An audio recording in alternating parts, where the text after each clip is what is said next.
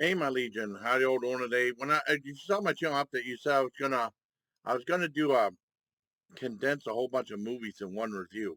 So it's gonna be a long video. This I'm talking about three movies, one, two, I mean four movies, or five movies.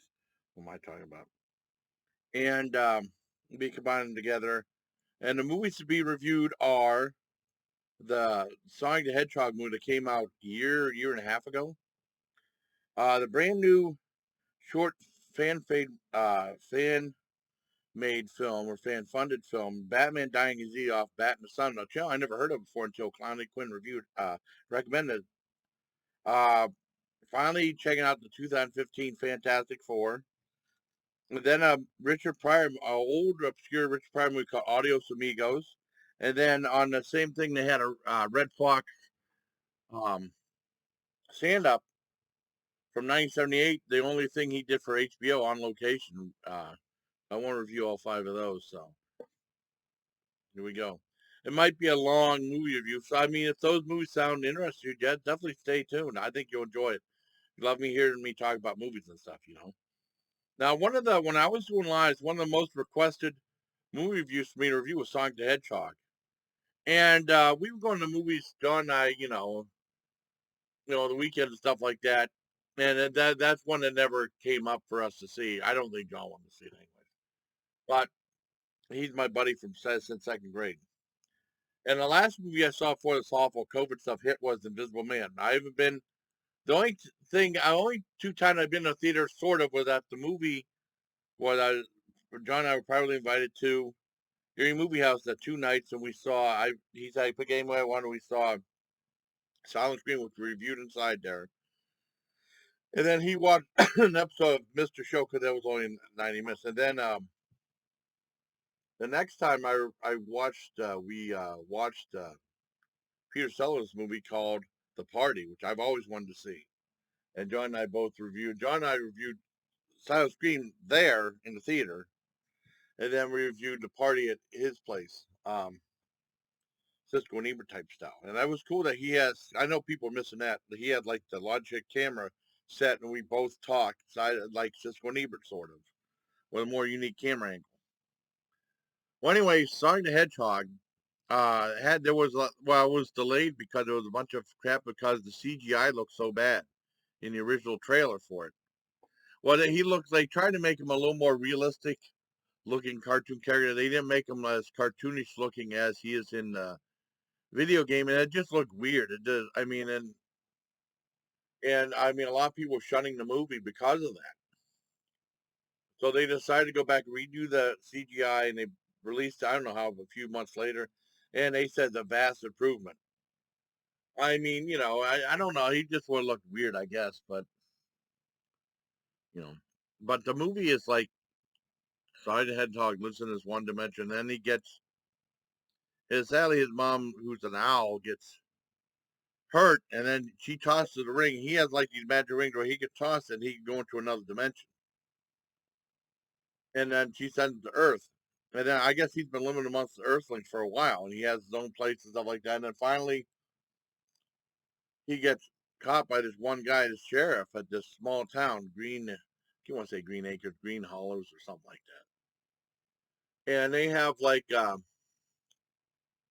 something happens.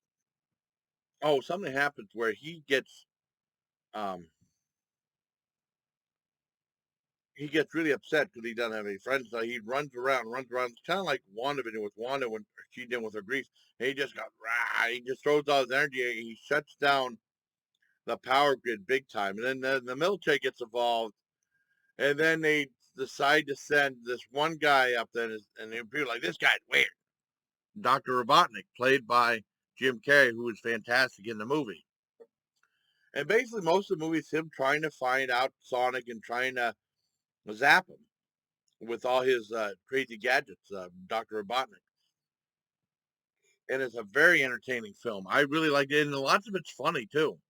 Great chemistry and stuff. Like the voice work by Sonic was great. I think it's a lot of fun.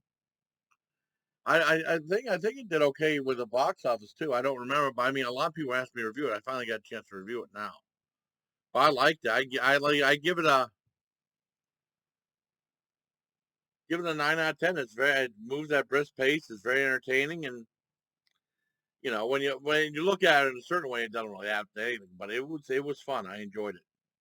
Now next was Batman Dying is Easy, and I guess this is like a crowdfunded thing with Bat and the Sun. I asked Howie if he knew about it. And he said if Bat and the Sun did it, it's great.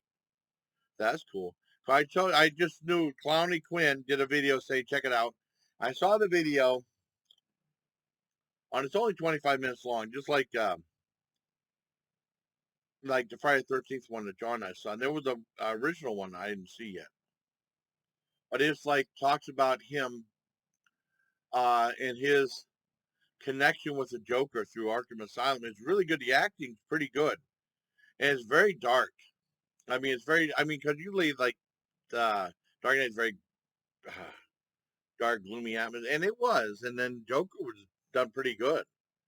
The guy who directed it played the Joker, and I don't want to give away a whole lot, but it's very. I mean, it's so 25-minute long. I don't want to give away a whole lot. Michael Madsen's in the movie. That was cool. I give that another 9 out of 10. It's very entertaining. It's really good. Next is Fantastic Four. Maybe this video won't be that long. Now, Fantastic Four, when it came out, I heard all the lousy reviews and stuff like that, so I stayed clear of it. And John stayed clear of it. I was still curious because it's Fantastic Four. I love Fantastic Four. And with the other three movies, well, I didn't find out. I mean, I knew about the Michael Chiklis one, and then like between that, okay, I didn't know about the Roger Corman one till like I was reading a book about bad movies like 2010 or something like that. And it was a movie that was made to secure the rights. It was made. It was like they were asked Roger Corman to make it as cheap as possible, and it was never meant to be shown in theaters. And he still spent $5 million, and it's terrible. But I mean, I actually thought it was entertaining for what it was. He still managed to make it entertaining. It's campy but silly, but entertaining. And they made a documentary about it. I felt bad for the cast. The cast were a lot of unknowns, and they thought it was going to be their big break. I think the biggest name in there was Billy Barty. Billy Barty was in it, I think. Well, I didn't know that movie existed. I mean, but I liked that movie. And then they were trying to keep the rights until they were able to make a much bigger budget movie. And that was like the one Michael Chiklis and Jessica Alba, which I liked. That was fun. And then Rise of the Silver Surfer, or the PG rated one, I took my niece and nephew at the Dollar Theater. No, I mean, but this one, I said, I got Disney Plus, it's on there. I said, well, maybe I should check it out because I like Fantastic Four. And the Fantastic Four cartoon, the one with Herbie the Robot, was the very first one I ever saw as a kid on Saturday mornings. It was on at 8 or 8:30 in the morning on the NBC. I know Herbie the Robot sucks. But Herbie the Robot, they should just put Herbie the Robot in there too, in this new one. But the new one is Reed Richards and Ben Grimm team up to try to make this science experiment work by sending stuff into another dimension.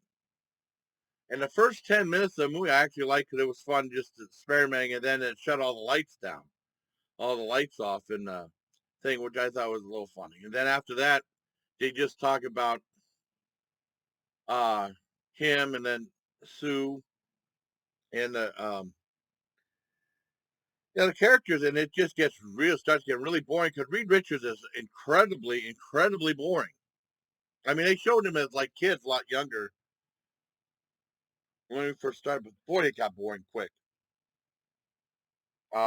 Michael B. Jordan was in there as Johnny. He was the only really guy that was really entertaining, but he got really boring. And they were trying to make that talked about them trying to make this machine, and the government got involved, and they finally sent some stuff in there, and then they said well, it was a success, and then they were going to send themselves in there. And they didn't even get. I mean, it's really boring. It took me like 3 days to watch the whole thing, but I wanted to see it because it's Fantastic Four.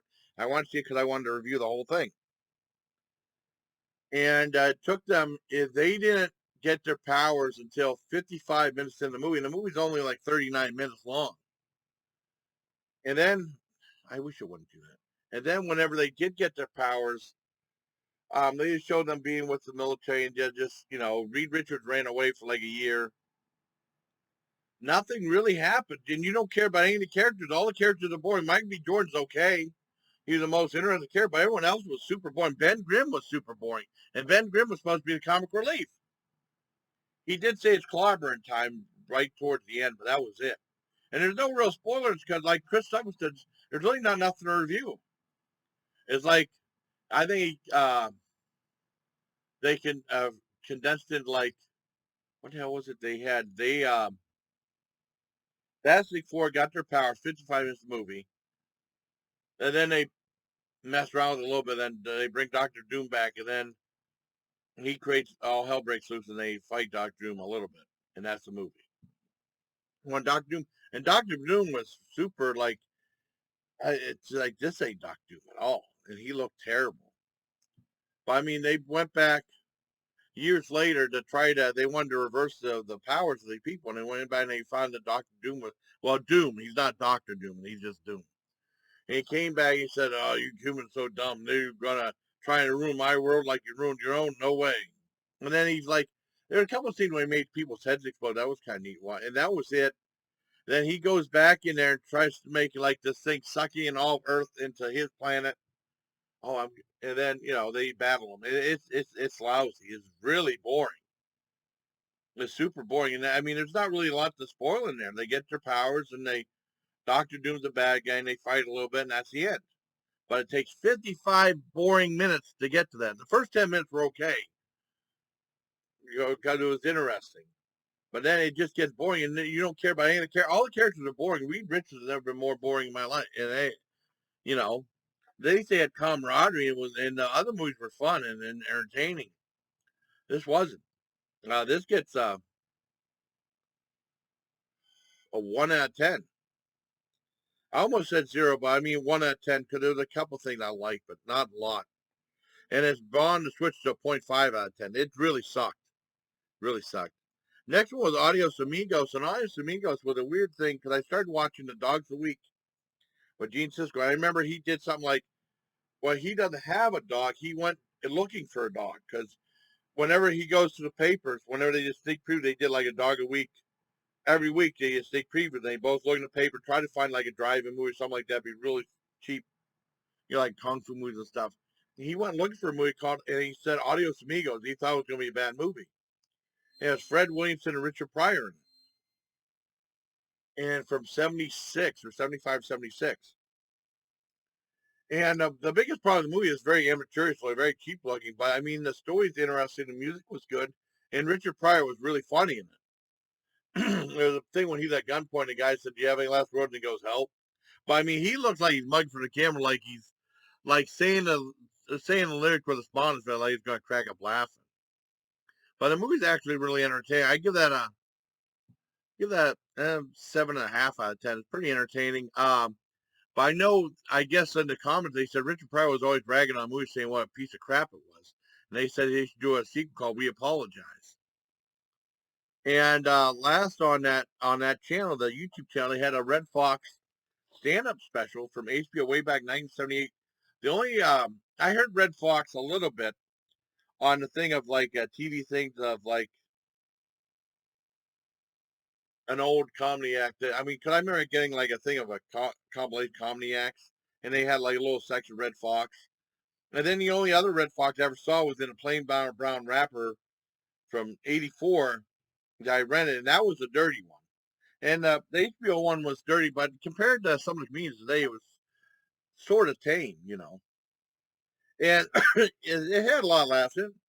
It was interesting. I liked it. I mean, it talks a little bit about his upbringing the first 4 or 5 minutes, and then it had HBO on location Las Vegas. I guess he was doing a Las Vegas lounge act once a week. And that's when the show Sanford Son was taken off. I mean, I liked this. I liked it. It was very entertaining and funny. I get an 8 out of 10. So I guess this video wasn't long I thought it was going to be. I thought it'd be a half hour. It's only like almost 15 minutes. So I hope you like these movie reviews, everybody, and a stand-up comedy review and a short film review. Until next time, everybody, please take care of my Legion. Definitely the worst on the list with the Fantastic Four movie. And like Sonic and Batman dying is tie. So I hope you like this video. Everybody, until next time, please take care.